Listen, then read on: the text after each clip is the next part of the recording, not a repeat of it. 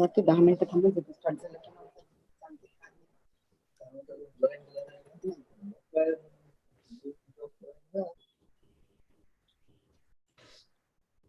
Good morning, everyone.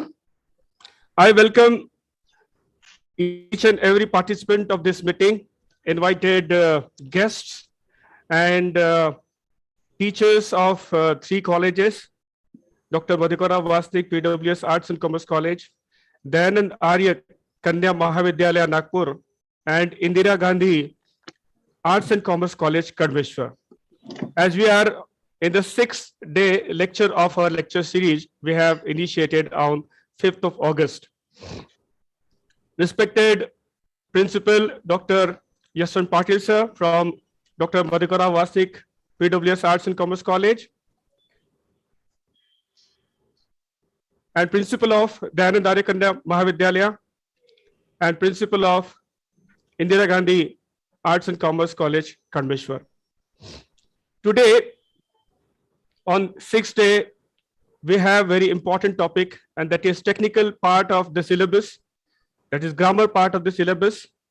And today, the guest is Dr. Megha Ramteke Madam from Department of English of Dr. Madhukarrao Wasnik, PWS Arts and Commerce College, Nagpur. I would like to little introduce the topic first, and then I'll introduce the guest, obviously. Today, Dr. Megha Ramteke is going to talk on 3 important topics, and that is reading comprehension or reading comprehension. Then second one is paragraph writing, and third one is subject-verb agreement. Reading comprehension is the ability of understanding its meaning and to integrate with what the reader is already know. So in reading comprehension, as in the syllabus we see, or the focus of syllabus framework is to foster 4 basic language skills, that is listening skill, speaking skill, reading skill, and writing skill. Although this topic is very much the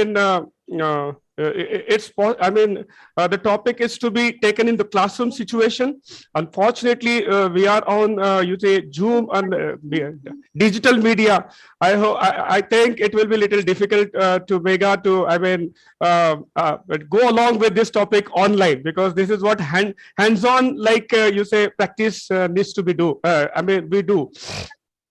Anyway, second topic is paragraph writing, and in case of paragraph writing, the important outcome we focus is ability to write a composition. A student, we try to focus upon the enhancement of ability of student in case of his or her ability to write a composition, and then make student working upon their imagination and its translation into writing, because student need to someone is speaking, I think.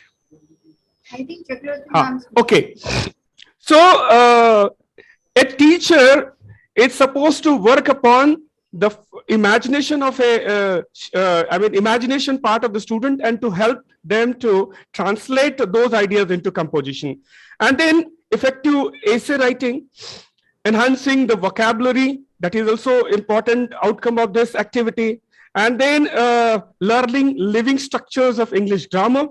And then we see paragraph writing as an effective tool of communication. And third topic she is going to take, that is subject-verb agreement. And here we understand the rules and different different aspect of subject-verb agreement. And here especially teacher look into the common errors students commit, and teacher help them rectify this. So this is the little brief synopsis of today's lecture she is going to take. And now I would like to briefly introduce my colleague, Dr. Megha Ramteke Madam. Dr. Megha Ramteke is one of the youngest and dedicated teachers of PWS College, a popular teacher of English language and literature, a researcher and philanthropist. Coincidentally, she is one of the alumnus of Dayanad Arya Kanya Mahavidyalaya, which is one of the collaborating, partner of this venture lecture series of 8 days. She is currently working as assistant professor in the Department of English in PWS College. She has done MA SET and PhD from RTM Nagpur University, Nagpur. And the topic of her doctoral thesis was female sensibility in the Elizabeth Gaskell's novel. And to tell the audience is this, Elizabeth Gaskell is considered as the minor, writer in Victorian period, but she has done a great job to try to establish writer as a major writer, and she is working upon it. She has published numerous articles and research paper on Elizabeth Gaskell. And to tell you, she has been recently recognized by one of the United States journal, and that is a Global Journal of Human Sciences. They invited Megha Ramteke to publish one of the paper on Elizabeth Gaskell with their popular journal. So this is one of the important achievement on her part. Dr. Megha has completed one research project on Victorian women novelists, and she has published more than 20 research papers. And she attended many national, international conferences and workshops. She is working on different academic bodies of the college, especially she is working with NAC since she has joined the college, and she is contributing with many, brainstorm work, document work, and initiating many activities in the college. With this brief introduction, I now invite Dr. Megha Ramteke to make a presentation on the topic she has given. Thank you very much, and over to Dr. Megha.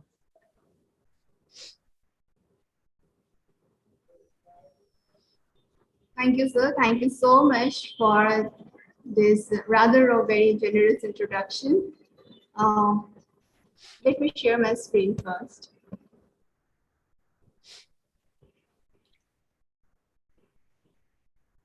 So the message is coming that host disabled participant screen sharing. Please, no, I have enabled it.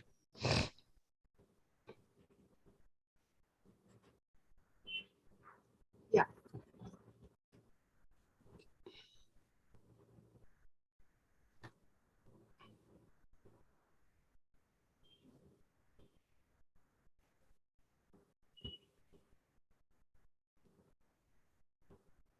I hope my screen is visible to you all. Yes, yes, yes. Before I begin with my presentation, let me grab this opportunity to thank all the three principals, Dr. Yashwant Patel sir, Dr. Shraddha Anil Kumar madam, and Dr. Hemant Kumar Bagre sir, for willingly granting the permission to organize this lecture series. I would also like to extend my gratitude to all my respected teachers from Dayanad Arya Kanya College, Dr. Sujata Chakravarti madam, and I can't forget Dr. Jyoti Patil madam, Dr. Chetna madam, because of whom I am what I am today. I would like to thank all my colleagues from my college and my department, Dr. Sudesh Professor, Dr. Napol Mehta sir, Dr. Professor Mahesh Dudhe sir.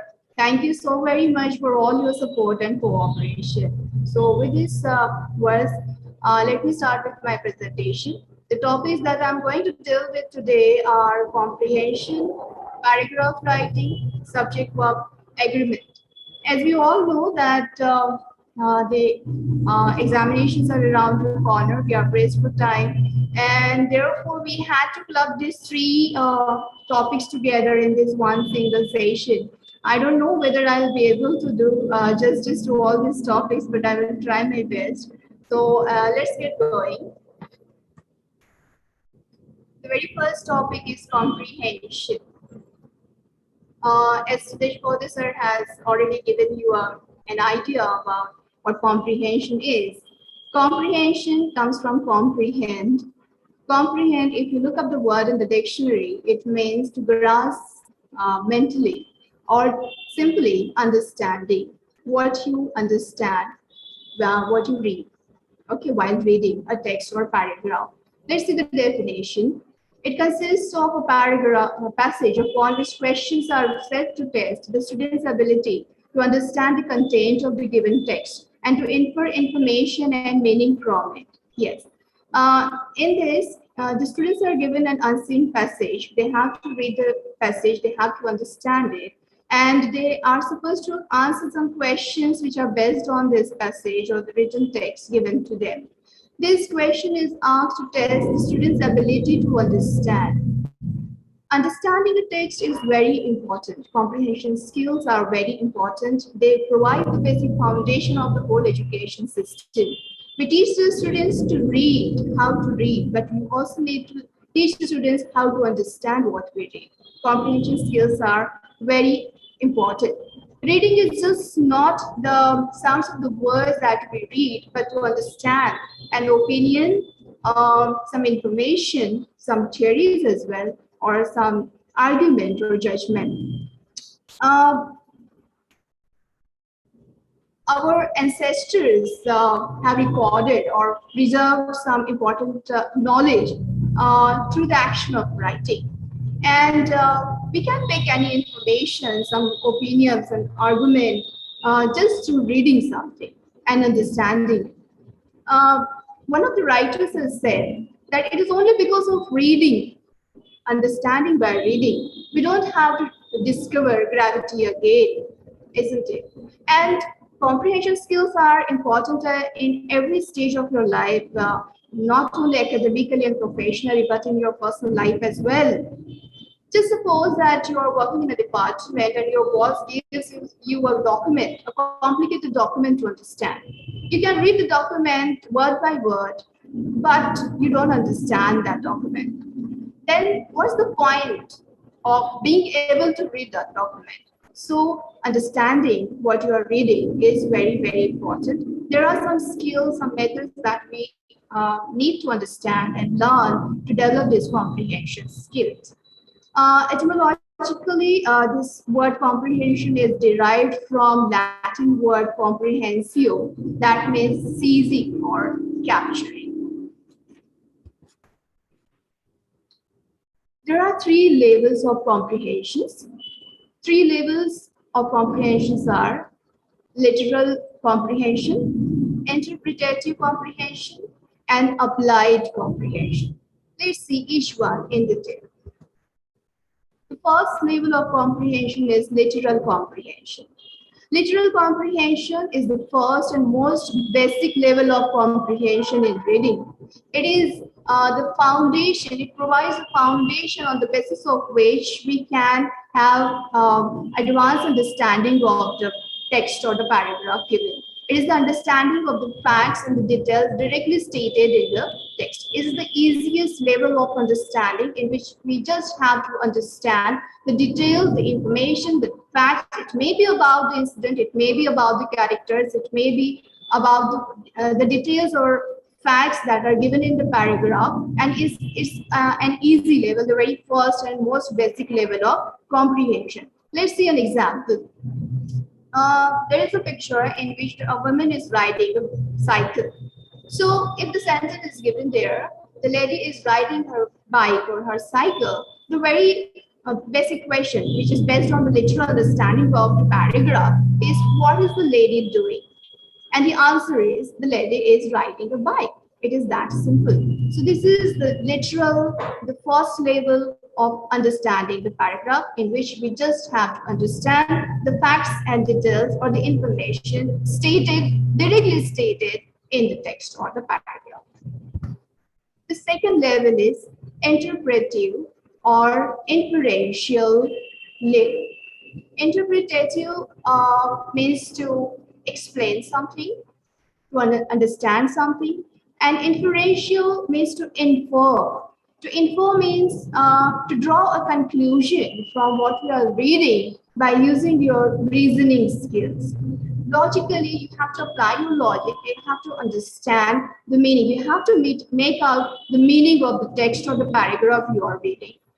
Interpretative or inferential comprehension, it is the reader's ability to extract ideas and information not directly stated in the textbook material.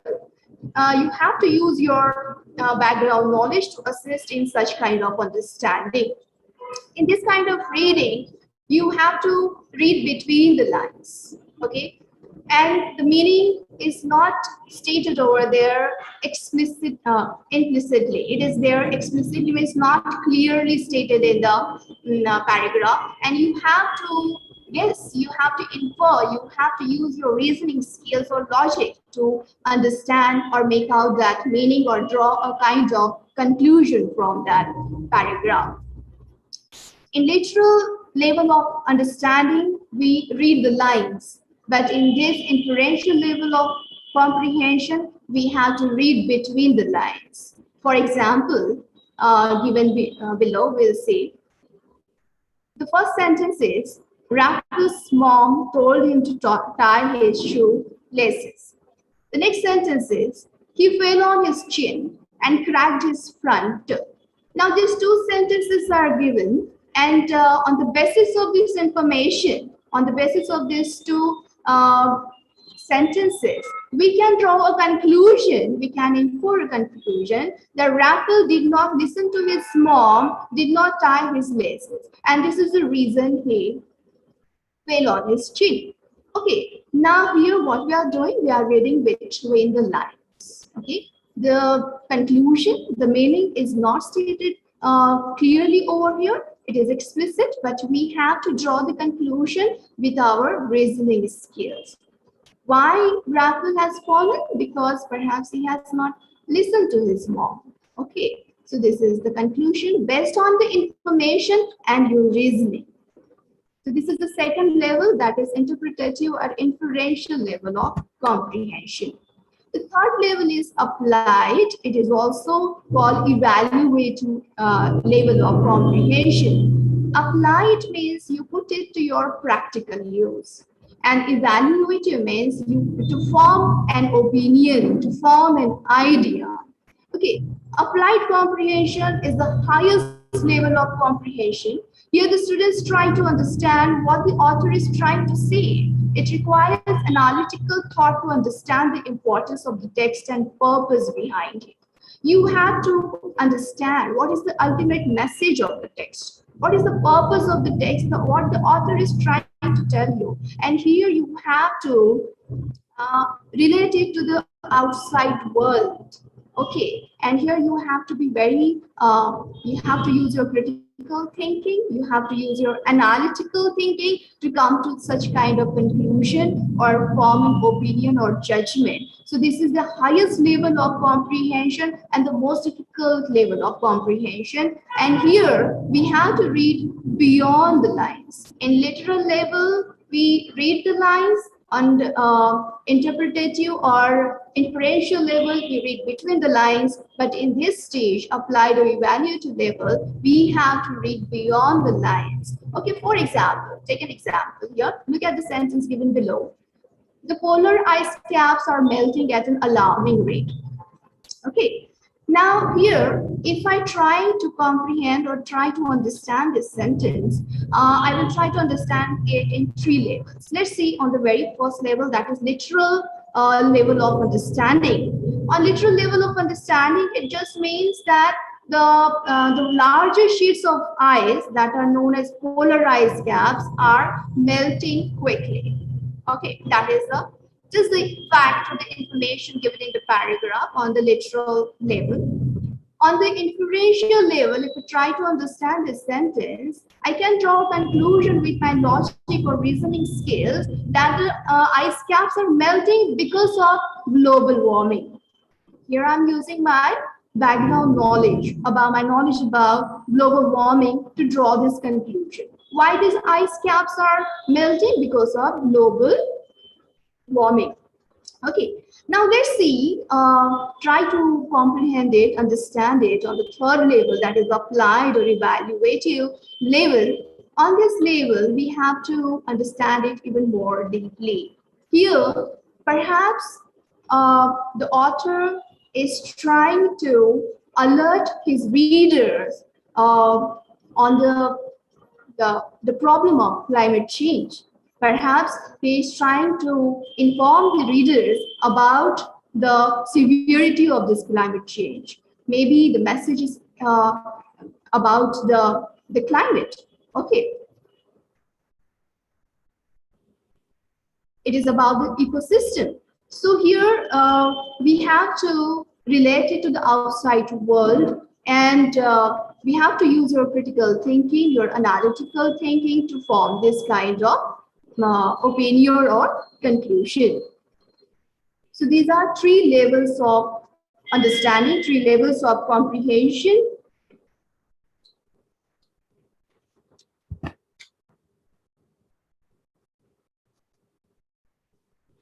Yeah.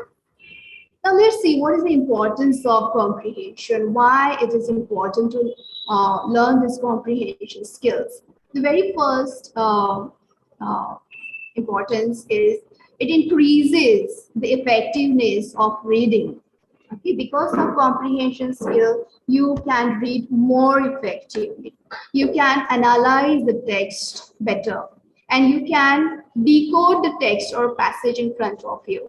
Okay, so your reading becomes more effective when you know how to go about it, how to read a paragraph, how to understand it. So your reading becomes effective. Second, it helps construct meaning from the text. Yes. When you know how to use your reasoning skill, how to use your critical thinking, analytical thinking. Okay. So it helps you to make out a meaning from the text. Just 1 minute.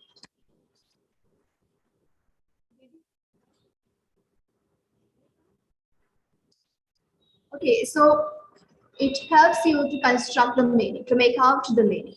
Okay, to draw a conclusion. Yeah. So it helps you understand the text better. The third one is one learns to interact with the text. Yeah. Comprehension skills help you to understand the text, and it takes you back to the text in a very interactive way. While reading a text, you hear three kinds of voices in your mind. The very first one is reciting voice. The third one is conversation voice, and the third one is distractive voice. Reciting voice is the sound of the words that you read in your mind. Okay, and the second one is conversation skill, conversation voice. In conversation voice, you question why, how, what. Okay, you question, you reread the passage to find the answers to this question.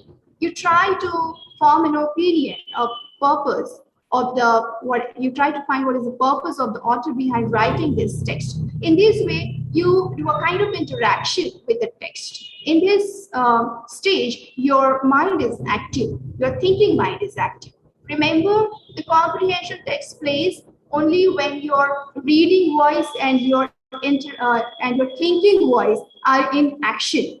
But when your thinking action stops, the distractive voice takes place and your mind starts wandering from the main idea of the passage. So therefore, remember, when you are reading the text and trying to understand it, your mind should be active. You should start interacting with the text by asking the questions.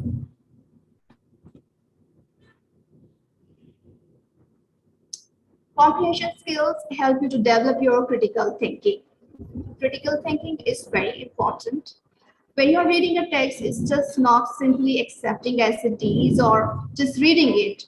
You have to analyze it. You have to critically understand it. You have to have your own opinion. You have to have questions about it. And critical thinking helps you to question. Okay, and to form your own opinion, to form your own judgment and understanding of the text. Critical thinking further helps you, leads you to other abilities like communication skills and writing skills as well. Therefore, critical thinking is very important. This is one of the purpose behind this kind of exercises. Comprehension skills, the next important thing that you learn, you develop through comprehension skills is the reading speed. It increases your reading skills as well as your reading speed also. When you know how to read a paragraph, how to go about it, how to use your reasoning power, your analytical power, how to make out the meaning, how to draw a conclusion, definitely. When you know the methods, when you know the skills, it will definitely increase your reading speed as well. Now Now, there are some skills that you require for comprehension. The very first skill that you have to learn for comprehension is skimming. The very first one is skimming. Skimming means it is a rapid reading focusing on the titles, subtitles, and the headings. In skimming, we just read the paragraph rapidly and we just focus on the titles, subtitles, and headings, and we just try to understand what is the main focal idea of that paragraph, what is the topic or the theme of that paragraph of the text that we are reading. The second is scanning. To scan something means you look at all the parts of something very carefully, very closely to detect some particular feature or some particular information. Similarly, in comprehension also, you focus on some particular paragraph or some particular part of the text to find some particular feature, or maybe you're trying to find answers to some particular question that has been asked to you by your teacher or maybe in exam. So this kind of reading is called scanning. The third one is exploratory reading. It aims to get a fairly accurate picture of the whole presentation of idea. Yeah, here you read the text or the paragraph in more detail, because here you are trying to get an accurate picture of what you are reading, what the passage is about. It gives a kind of overview, or we can say a kind of summary of the whole passage or the text that you are reading. Now, the fourth skill that we require for comprehension is close reading. As you can see in the picture, by close reading, the readers can get maximum understanding of the main ideas and their relationship. All the relationship of all the ideas in that particular text or paragraph. Here we focus on the author's purpose, what the author says, how the text flows, what the words mean, and what the structure of the text tells us. Okay. Now here, while doing a close reading, we can circle the important words that we haven't understood.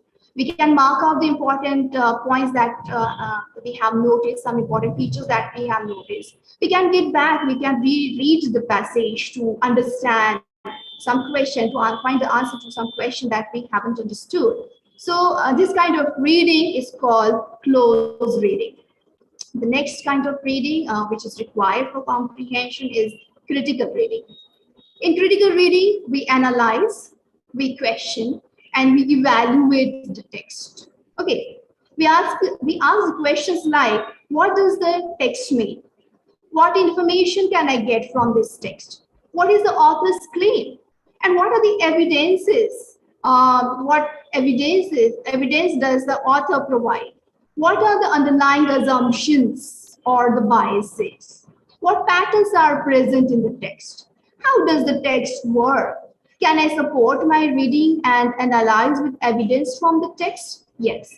When you evaluate, when you form some opinion, when you form some judgment of the text, you also try to find the evidence in the text to support your opinion, to support the judgment that you have formed.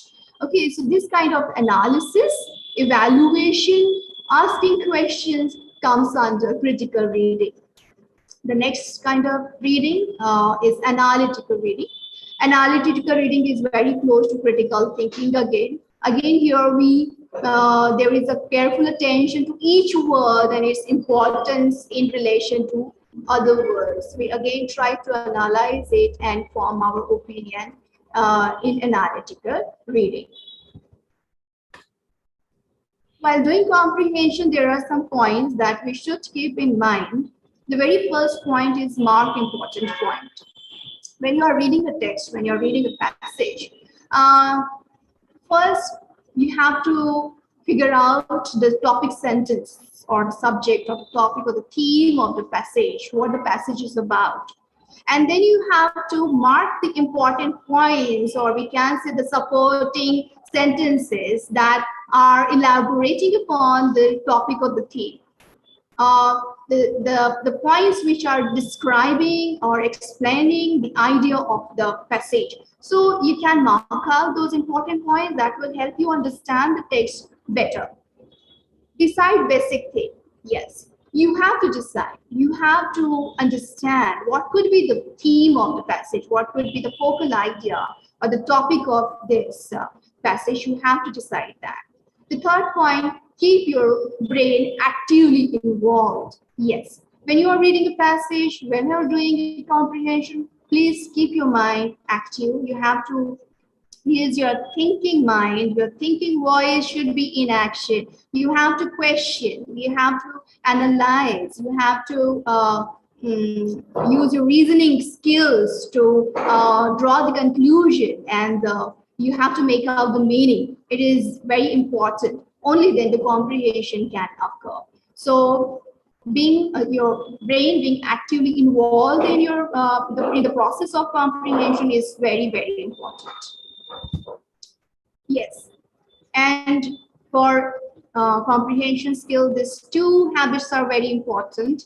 The very first one is reading habit and building a good vocabulary. Yes, make it a habit, make it a point that you read some paragraph daily and look up the words which are difficult for you. You don't know the meanings of, look up the words in the dictionary, learn some new words and their use in different contexts. That will help you a lot in understanding your paragraph in the long run. All your efforts you put in, all your practice you do will definitely pay off in the long run in the examination. So these are some of the tips that you have to keep in mind for developing your comprehension skills.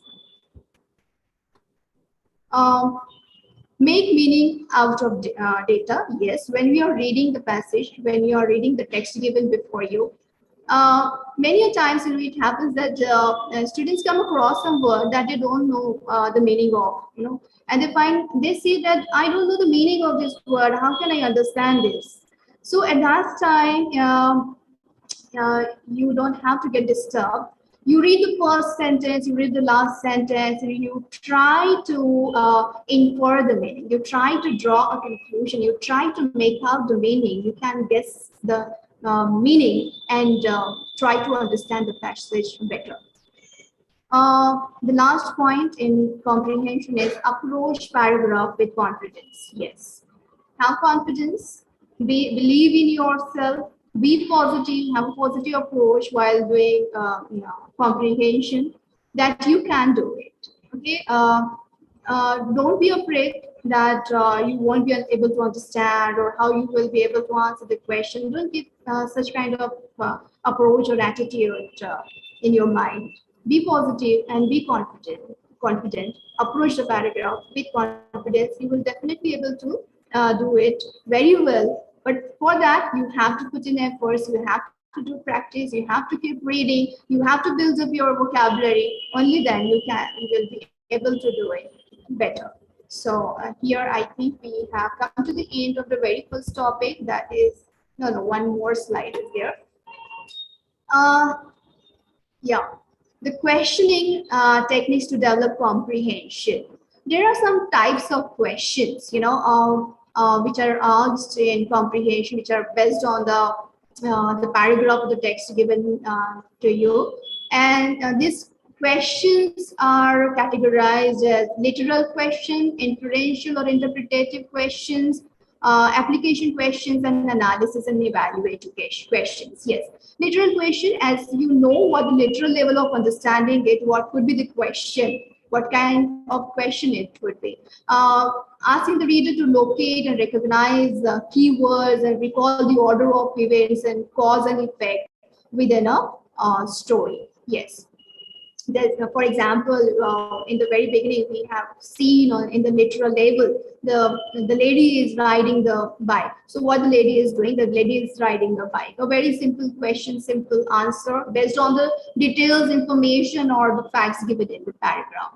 The next question could be inferential or the interpretative question. Here we have to use our reasoning skills, our logic, and we have to see the cause and effect relationship. Just as we have seen in the example that that boy, his mother asks him to tie his shoelaces, but he falls down. That the conclusion comes out by using your logic or reasoning skills that he did not listen to his mother, maybe because of that he has fallen down. So here we have to infer, we have to use our reasoning skills to draw a conclusion. Next question is the application question. Yeah, we have to apply it to the practical use. For example, as we have seen the ice caps, polar ice caps are melting. So why they are melting? So you have to use apply your background knowledge, and you can come to the conclusion. You can have the answer, make out the meaning that they are melting because of global warming. Okay, so you are applying your practical knowledge and the background knowledge that you have. Now, analysis and evaluation, where you are asked to form your own opinion. Yeah, there can be a question that what do you think? Why the author is saying that? So here you have to come up with your own opinion, your own judgment, okay, and your own explanation and argument in this kind of questions. So if you have understood all three levels of comprehensions, you will be able to understand, answer all these four types of questions in a comprehension. Okay. So there we come to an end with the first topic. Now here the next topic is paragraph writing.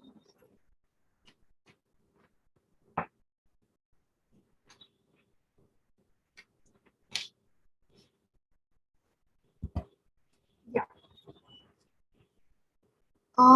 Paragraph writing. As the students know what paragraph writing is. You are given some points, and on the basis of those points, you are supposed to write one paragraph. There is one single topic on the basis of which you have to construct some sentences. Okay. As sir has told you that through this exercise, your writing skills, your communication skills are developed. A paragraph is a group of sentences about a single topic. Okay. A paragraph is a small set of sentences related to topic or theme or a single aspect of much larger theme. It is arranged carefully in order to describe, narrate, discuss, or present an argument. A paragraph can be written just to describe something or to narrate some incident, or maybe it can present an argument as well. In academic writing, a paragraph is often between 5 to 10 sentences long, but it can be longer or shorter depending on the topic. Yeah, this is a controversial question that what should be the length of a paragraph? Some people say that it should be 5 to 10 sentences. Some people even say that it should contain only 3 to 4 sentences, but we will discuss about it little further. The ability to compose a good paragraph will go a long way in determining the success in written communication. Yes, the aim of this exercise of paragraph writing is to develop your written communication skills. Okay. Now, there are 3 parts of paragraph: the topic sentence, the supporting sentence, and the concluding sentence. You can see the topic sentence, the supporting sentences, and the concluding sentences. You'll see it in detail. The very first one is topic sentence. What is topic sentence? When you are writing a paragraph, you have to write the topic sentence. The topic sentence is something that introduces the reader what the passage is about, what the paragraph is about. It introduces the reader about the theme, subject, or the topic of the paragraph or that text. Okay, that topic sentence should be very concise, it should be very clear, and it should be attention grabbing. It should be very catchy, and it should be very clear. And most of the time, topic sentence comes in the beginning of the paragraph, and it tells us what the whole paragraph is going to be about. There are some examples. The very first example is, fortune hunters encounter many difficulties when exploring a shipwreck. I'm reading out this topic sentence again. Fortune hunters encounter many difficulties when exploring a shipwreck. So in this sentence, in this topic sentence, we get to know the topic of the paragraph. The topic is exploring a shipwreck. Okay, the paragraph is going to be about the shipwreck. And difficulties, many difficulties that the fortune hunters encounter is the controlling idea in this topic sentence. Okay, the next topic sentence, let's see. If you want to create high quality ice cream, you must be aware of several precautions. That can be the very first line of your paragraph. That makes the topic sentence, that introduces you to the topic or the subject of the paragraph. What is the subject here? Making of the ice cream. Okay, and the controlling idea is precautions. Now the paragraph will talk about taking precautions when making ice cream. The subject is controlled by precautions. So here we get to know about the theme, the subject or the topic of the paragraph in the very first line in a very concise, clear manner. And this is called topic sentence. So this is the very first part of paragraph. The second part of paragraph writing is supporting sentences.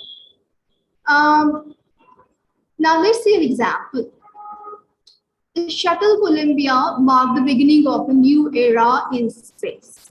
Now this is a topic sentence. Now after the topic sentence, there are so many different details, or we can say facts or information, which are called the supporting sentences. They elaborate upon the topic that has been discussed or declared in the very first line in the topic sentence. So they elaborate upon, they describe, they explain in detail the topic of the passage, and the supporting sentences should be very relevant. It should be related to the topic. Now here, for example, the shuttle Columbia marked the beginning of a new era in space. Now here we get to know that the subject is about the space. It is about the shuttle Columbia. Okay. So what could be the supporting sentences? Supporting sentences. Early space exploration involved short flights into orbit and eventually to the moon. However, scientists were more concerned about whether such flights could be done at all rather than about using space for new scientific research. Now, in the decades since the Columbia, we have begun examining the uses of space itself. Now, all these facts and details are the supporting sentences which are developing the idea or the topic of the passage. Now, the third part of paragraph writing is concluding sentence. Yeah, as the name suggests, it is the last part of the paragraph. It is the last comment on the paragraph. It tells that now the author is bringing closure to the paragraph. Okay. Now, what could be the expressions that we can use for this concluding sentences? It is sometimes helpful to have a concluding expression in your last sentence to signal the end of your paragraph.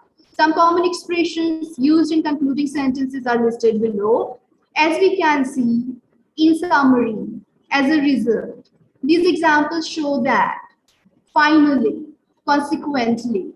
So here, the concluding sentences can be a summary, it can be a pointed summary or a judgment or an opinion, and it takes back somewhere else to the topic sentence. Okay, so this is the third part of paragraph writing: topic sentence, supporting sentences, and concluding sentence. All these three parts make a paragraph complete and whole.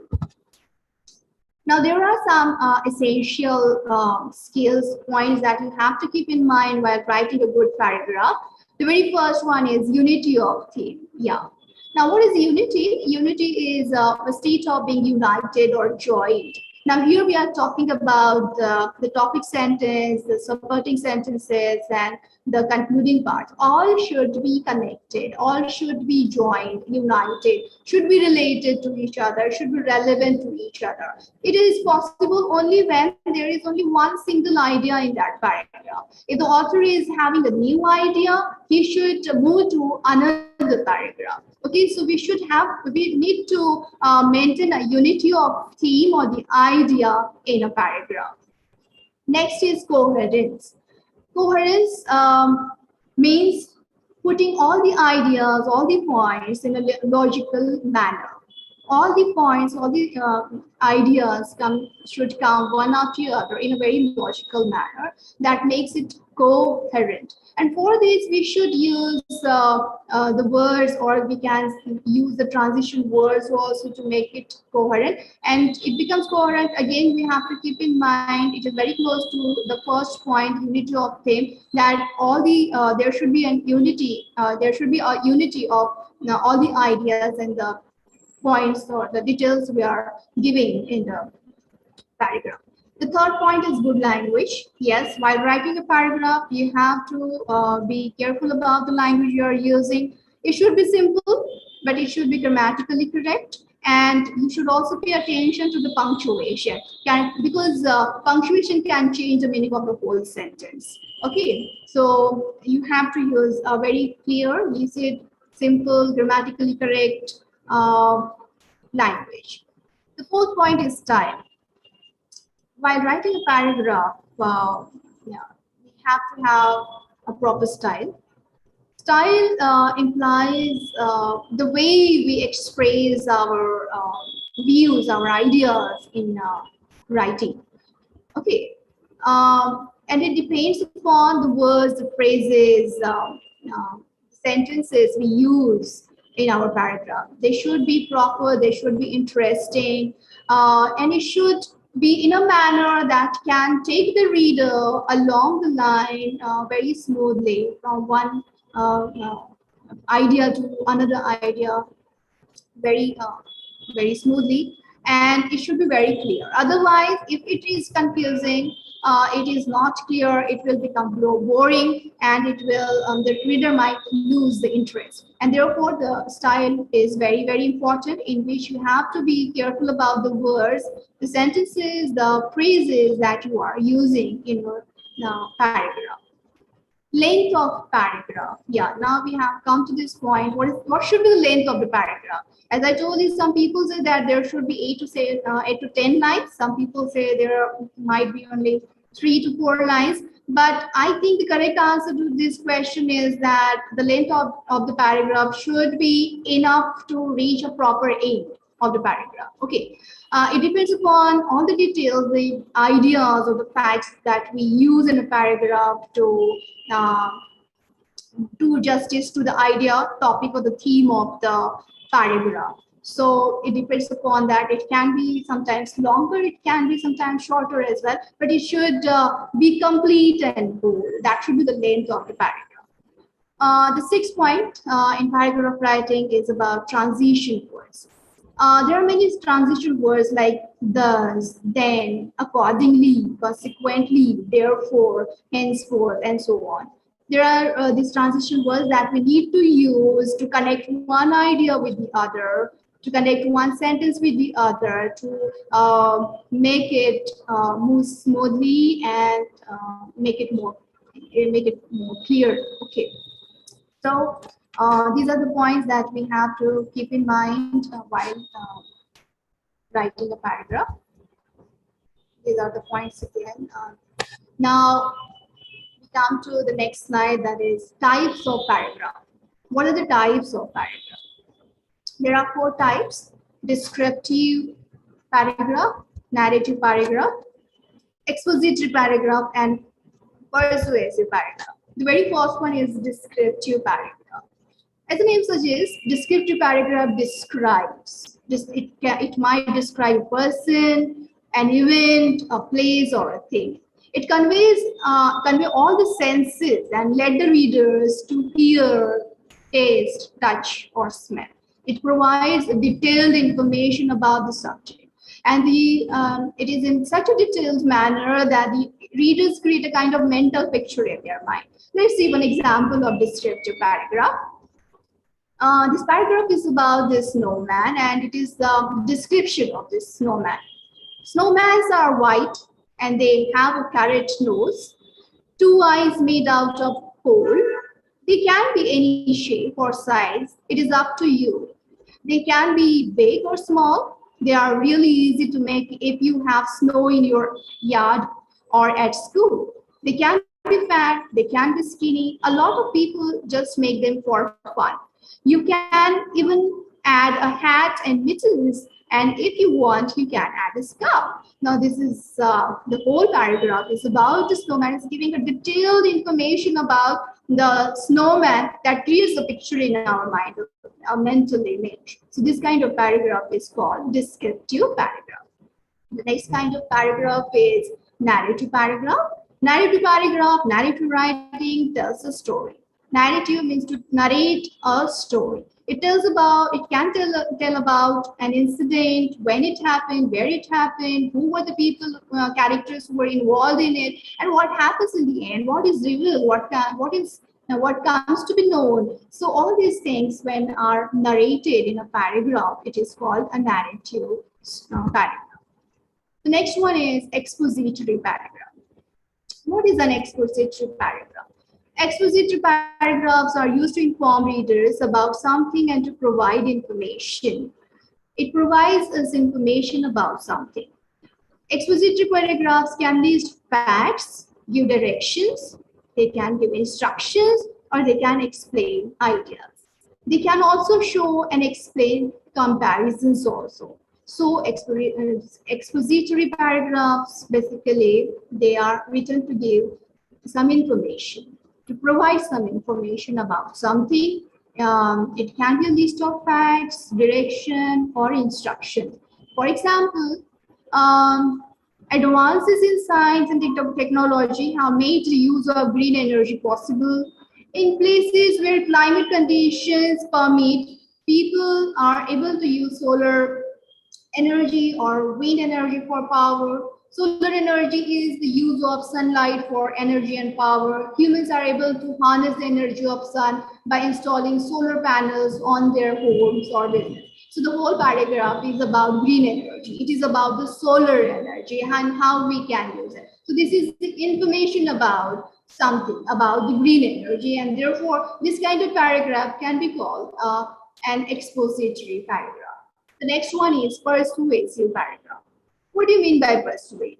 To persuade means to convince someone, to cause someone to believe in something. With the help of your reasoning and with the help of your argument, you make someone to believe in something. Okay. And while writing this kind of paragraph, we have to pay special attention to the audience as you write a persuasive paragraph. A persuasive paragraph gives the writer's opinion on the topic and tries to get the reader to agree with it. So these are the 4 kinds of paragraphs, and the points that we should remember while writing a paragraph. It is just in points. Let's see.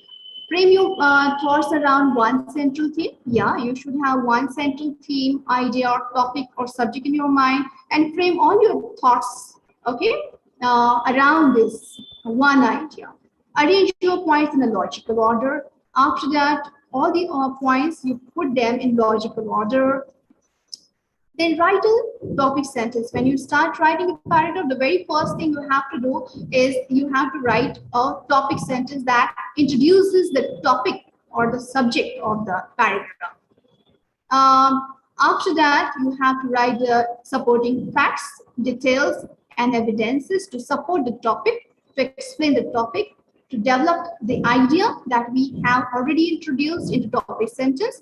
Use clear, simple, correct sentences with transition words. Yes, you have to use correct sentences, grammatically correct sentences. You have to use simple language, but grammatically correct. Use proper punctuations and use transition words to connect all the ideas and establish a relationship between, proper relationship between all the ideas and words with the help of these transition words.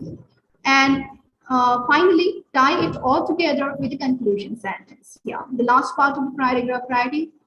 is a conclusion sentence, concluding sentence, in which you have to give the last comment, the last judgment, maybe, or opinion, or a point summary in this last part of the paragraph. So these are all the points you have to keep in mind while writing the paragraph.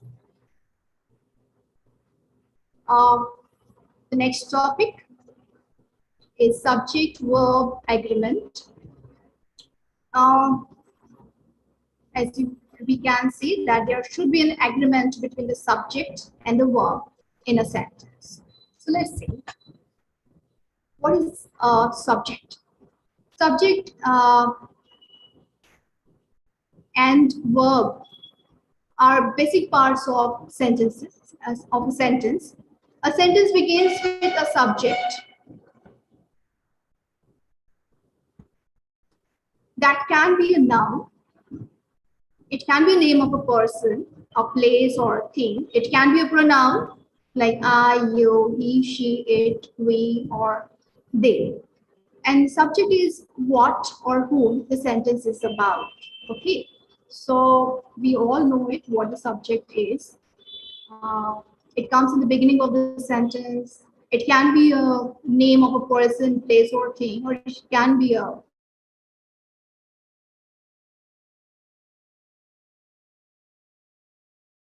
and the verb is also known as predicate, and it usually follows the subject and identifies an action or state of being. It tells us something about the subject. Yes, verb comes after subject. It tells us something about the subject, or it may be it may identify an action that is taking place in the sentence. Okay, so let's identify the subject and the verb in the given short sentences. The very first sentence is the bird flies.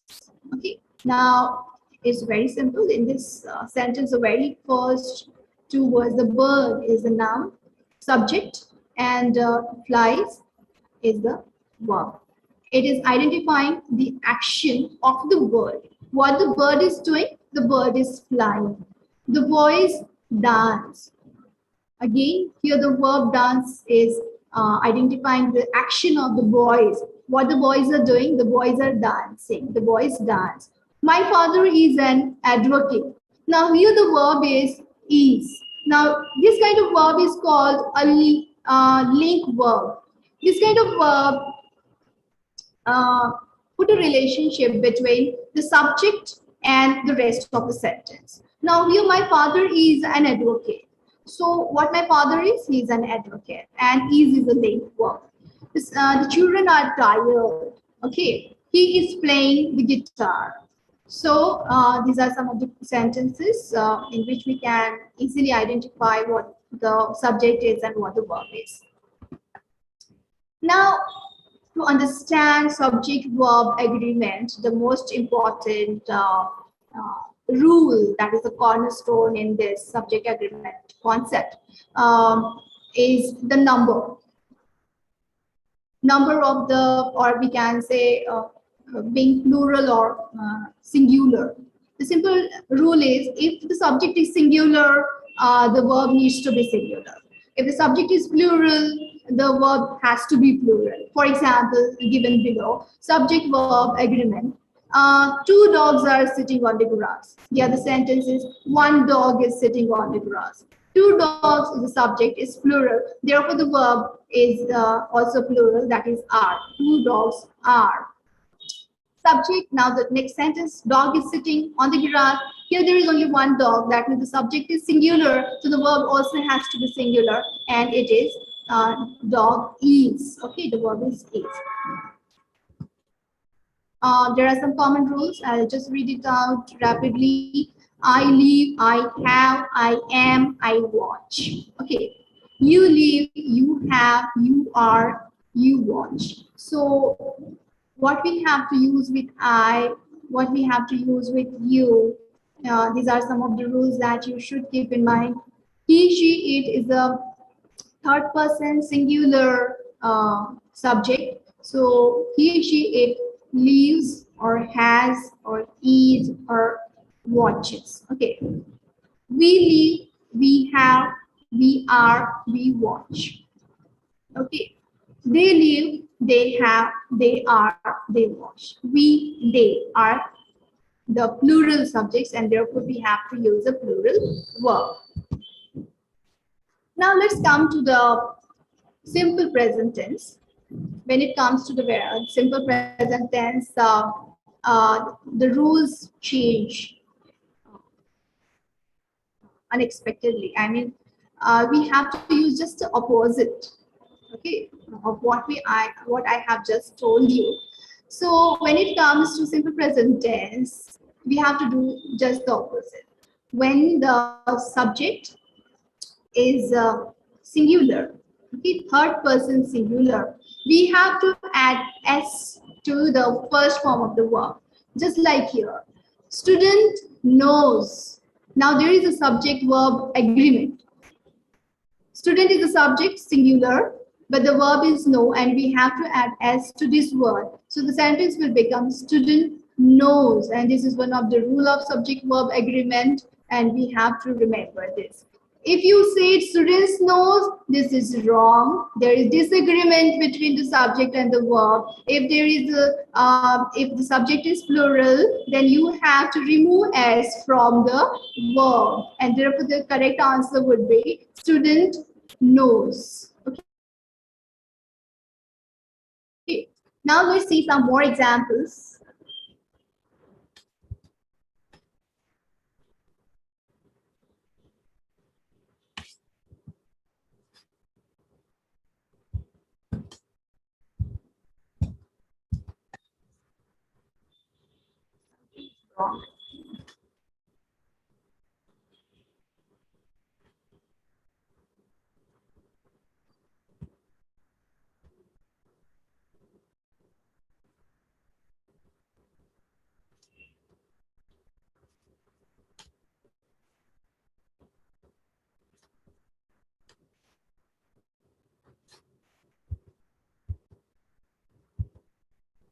Yeah. So let's see some more examples. In present tense, nouns and verbs form plurals in opposite ways. In those two sentences, you will see that the dog chases the cat.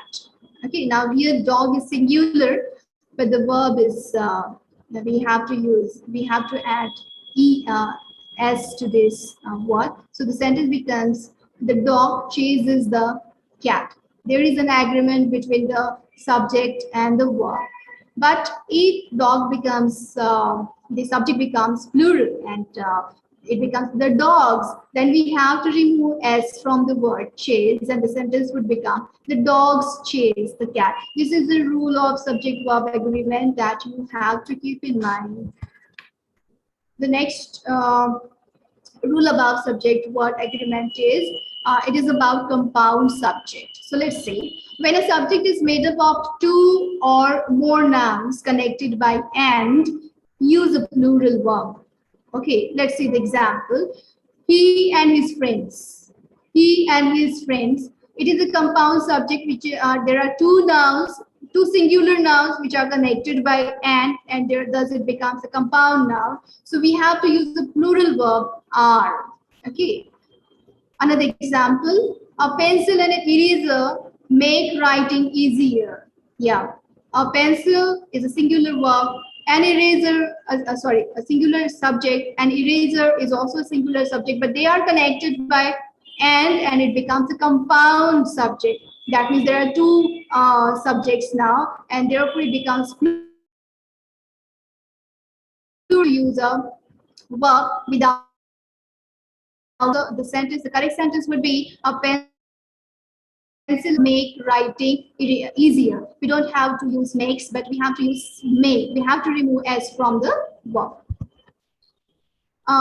When the subject is made up of two or more singular nouns connected by or not, more singular nouns connected by or, use a singular verb. Yeah. Now there are two subjects which are singular, but they are connected with or. Okay. So at this time, in such situation, we have to use the singular verb. For example, either you or I am right. Okay, so here we are using the singular verb am. Another sentence, the ranger or the camper sees the bear. Okay, the ranger or the camper. There are two subjects which are connected with or. So here we are using the singular verb by adding s to the verb. And here the sentence becomes the ranger or the camper sees the bear. The next rule. When the subject is made up of singular and plural nouns connected by or and nor, the verb should agree with the part of the subject that is closer to it. Okay. Now, here we have again two subjects. One subject is singular, the other one is plural. And they are connected by the word like or nor. At that time, we have to consider, we have to think about the subject that is closer to the verb. And here in this sentence, for example, the president or his assistant.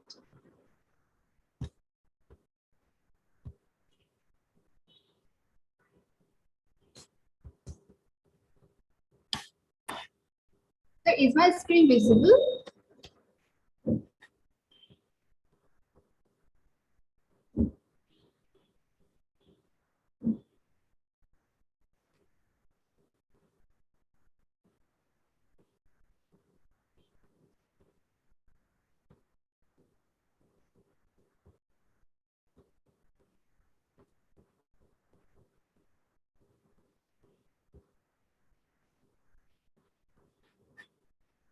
Is my screen visible?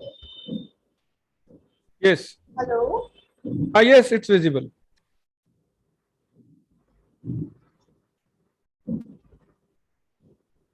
Hello? Yes, it is visible.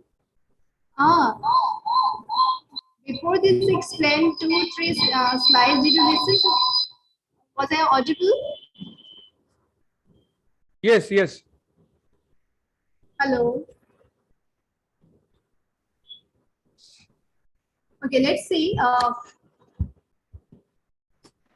Yes, it is audible, Megha madam. The next rule of subject-verb agreement.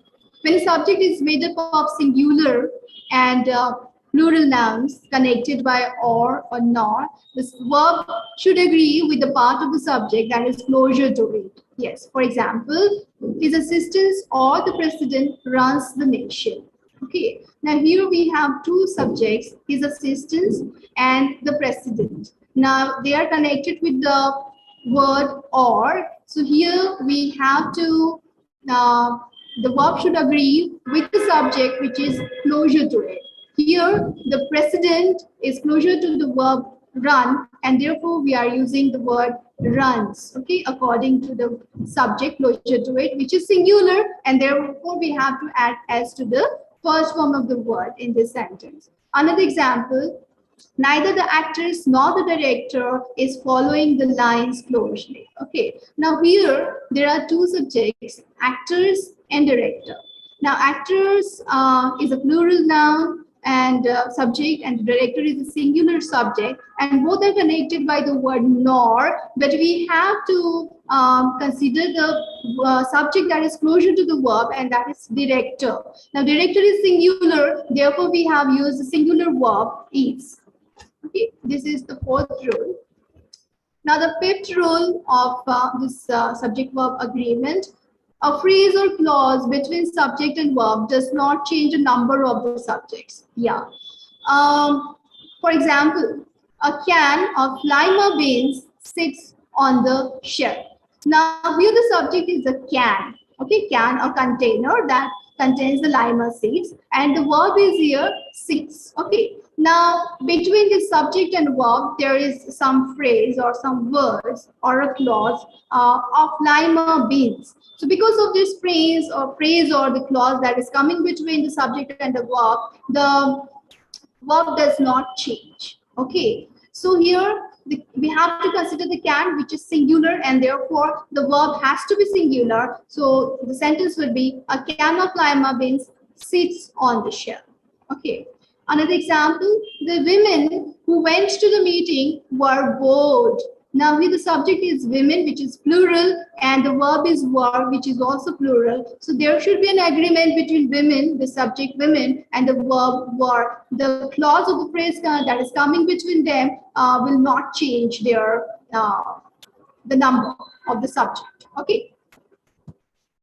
Rule number 6, indefinite pronouns as subjects. Singular indefinite pronouns subjects take singular verbs. What are indefinite pronouns? Singular indefinite pronouns, subjects are each, either, neither, one, no one, nobody, nothing, anyone, anybody, anything, someone, somebody, something, everyone, everybody, everything. This kind of pronoun subjects are indefinite pronoun subjects. And with these indefinite pronoun subjects, we have to use singular verbs. For example, each does a good deal of work around the office. Each is an indefinite pronoun subject, and with this, we have to use the singular verb does. The next rule is plural indefinite pronoun subjects. Take plural verbs. For example, several, few, both, many. These are plural indefinite pronoun subjects, and with this we use plural verb.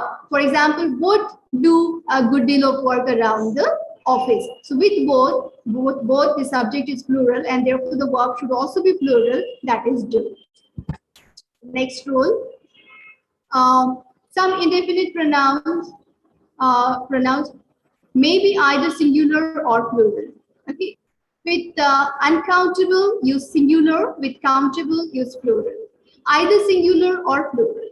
Some, any, none, all, most. This can be used in either way, singular or plural. Depends upon whether it is countable or uncountable. For example, some of the sugar is on the floor. Now here, sugar is not countable, it is uncountable, and therefore we have to use a singular verb is. Some of the sugar is on the floor. Now see the next sentence in which we are using the same subject. Some of the marbles are on the floor. Now here, marbles are countable, and therefore some of the marbles will take a plural verb, that is are.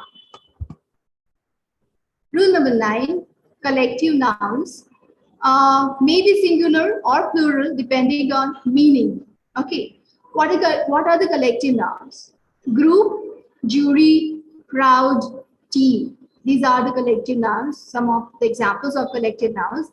Now, they can be plural, they can be singular depending on the meaning. For example, the jury has awarded custody to the grandmother.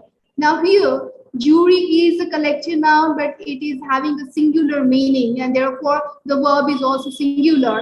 Jury has. The next sentence, the jury members have been arguing for 5 days. Now here, jury is a collective noun, but as it members, this word has been used to this, it becomes plural. The jury members, it becomes a plural subject, and therefore we have to use a plural verb have with this sentence. Plural form subjects with a plural meaning take a plural verb. Yeah. Now there are some words which are plural and therefore with a plural meaning, and therefore they take the plural verbs. For example, scissors and trousers. Okay, the scissors are on the table. Scissors is a plural subject with a plural meaning, and therefore the verb should also be plural. So the scissors are.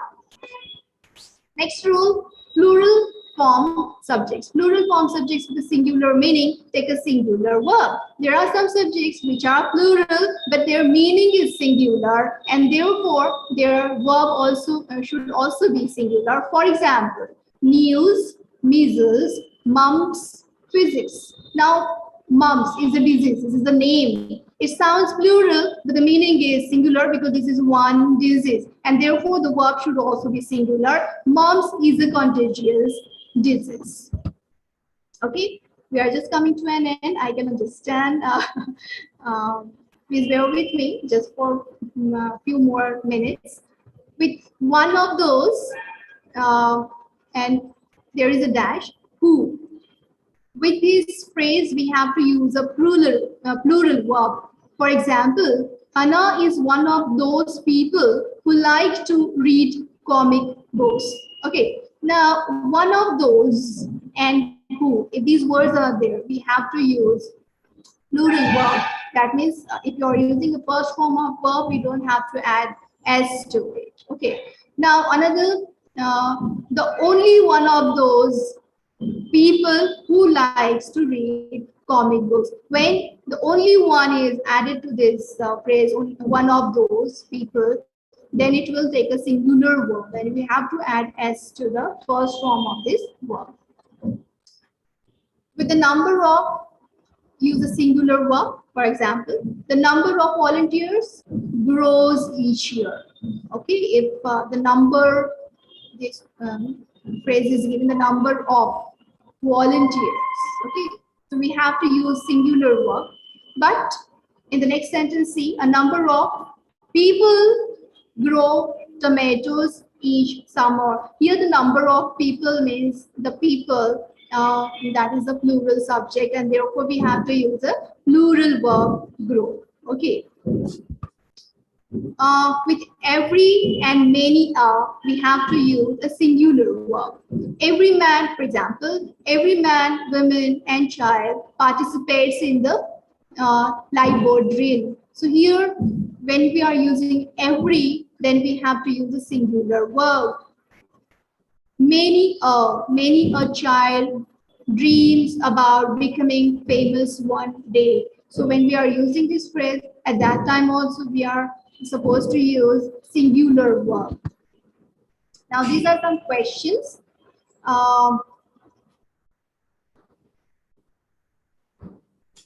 I think the students, it is available on the YouTube video, so the students are expected to go through it. I hope that these questions will help them in their exams. It is not possible to remember all these rules at one go. We have to read them again and again, okay, so that we'll be able to remember all these rules. But as we are running short of time, I have done them very rapidly. So,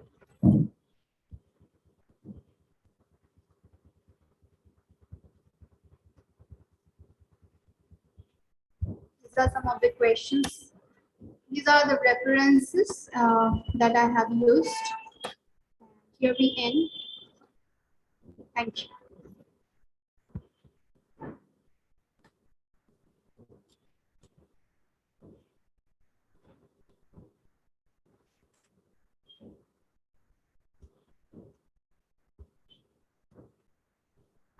I'm getting disconnected again and again. Okay, okay. Okay. Thank you, Megha, for your excellent presentation and a meticulous online lecture today. I would say it was a well-planned and well-executed one. The presentation was based on all three topics, was a rather difficult task for a single lecture to do. But you did it with due justification to the given topics, with the proper explanation and elaboration.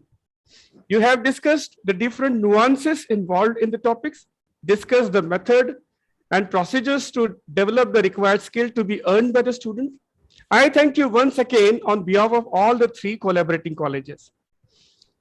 I take this opportunity to thank Dr. Yashwant Patil, Principal of Dr. Madhukarrao Wasnik, PWS Arts and Commerce College, Dr. Shraddha Anil Kumar, Principal of Dayanad Arya Kanya Mahavidyalaya Jaripatka, and Dr. Hemant Kumar Bagade, Principal of Indira Gandhi Arts and Commerce College, Karmeshwar, for their support and encouragement for this lecture series.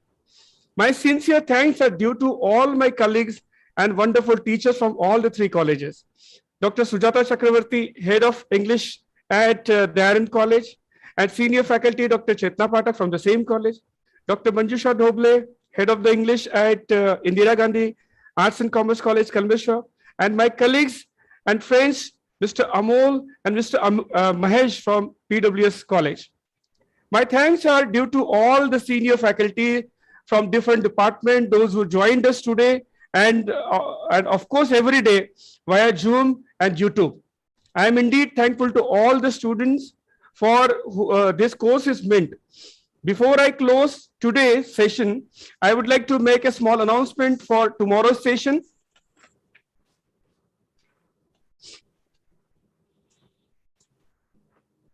On the 7th day, tomorrow, the topic is Miss Brill by Catherine Mansfield. And the presenter will be Mr. Mahesh Dude from Department of English, PWS Arts and Commerce College, Nagpur. So I request students to join us at 10. Tomorrow, there is a little change in the schedule. Tomorrow will begin at 9:30. And I hope Mahesh will complete it within an hour before 10:30. With this final note, I declare this session is over. Thank you all for joining us. Thank you, sir. Thank you, everyone. Wonderful session. Thank you, everyone. Thank you, ma'am. Thank you. Very well presented, Megha. Well done. Thank you, ma'am. Thank you, ma'am. Thank you so much.